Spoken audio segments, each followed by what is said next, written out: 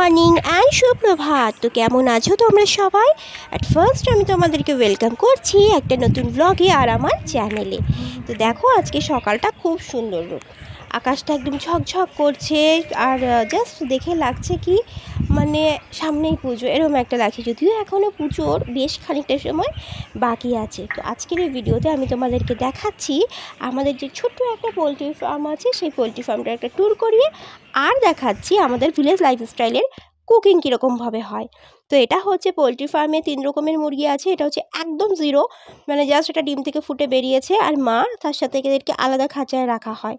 আর এদেরকে একটা ছোটো ছোটো দানা দেওয়া হয়, যেটা দেখো এদেরকে না এইভাবে ছড়িয়ে দেওয়া হয়, কারণ একটা বাটির মধ্যে দিলে মা সেটাকে উল্টে দেয়। আর দেখো জলটাকে অলরেডি ফেলে দিয়েছে।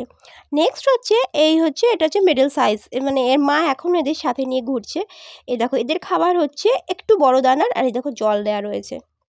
আর এদের শাক পাতা এরকম কুচিয়ে দেওয়া হয়, এটাও এরা কিন্তু খেয়ে নেয়। কিছুদিন গেলে এর মা কিন্তু এদেরকে আর নিজের কাছে রাখবে না।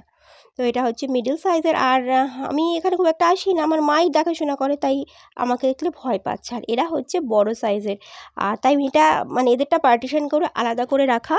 আর আমি এর ভেতরে যাইনি, কারণ ভেতরে যেতে অলমোস্ট আমার ভয় লাগছে, কারণ এরা সাইজও অনেক বড়।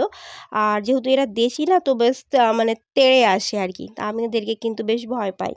তো মা এদেরকেও কুড়ো যেটা হয় একটা খাবার পাওয়া যায়, তো ওটাকে মা মেখে দেয়।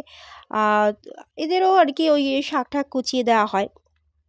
আর এই মোরগটাকে দেখো, মোরগটাকে দেখতে খুব সুন্দর, একদম একদম ব্ল্যাক আর খয়েরি।